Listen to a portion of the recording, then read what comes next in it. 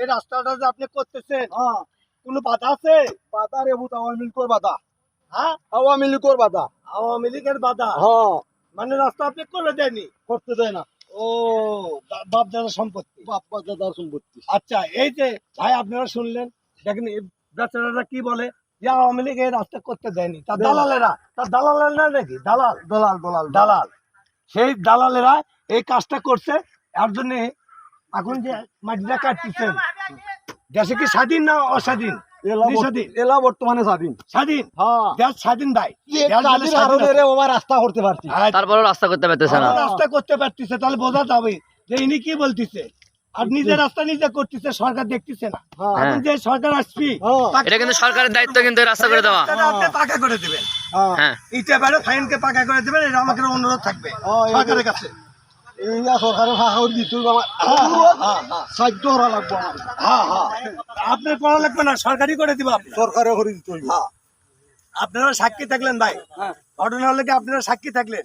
এই যে আওয়ামী লীগের টাইমে কাজ করতে পারেনি, ভালো করে বলতেন। এখন তত্ত্বাবধায়ক সরকার আসছে, দেশ স্বাধীন হয়ে গেছে। এখন যে কোনো সরকার আসবি, তারা এই রাস্তাটা কমপ্লিট করে দিবে। চাচা বলতেছে, মাননীয় স্পিকারের কাছে আবেদন থাকবে। আপনারা শুনতেছেন সবকিছু।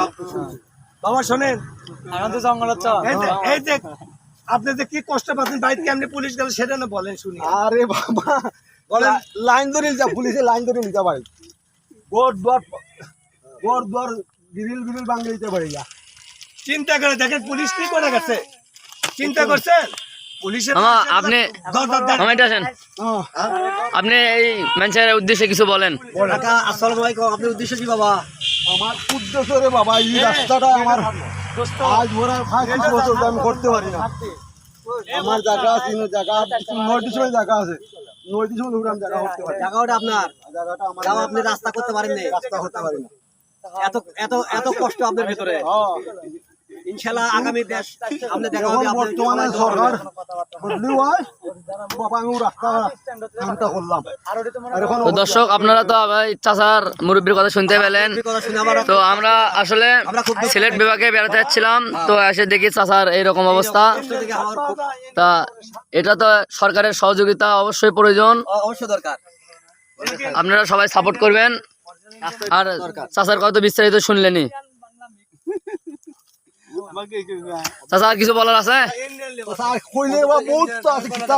আপনি দু একটা কথা বললে বলেন, সুযোগ আছে।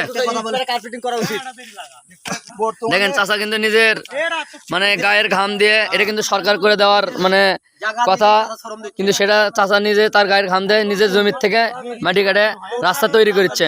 এটা কিন্তু সরকারের দায়িত্ব।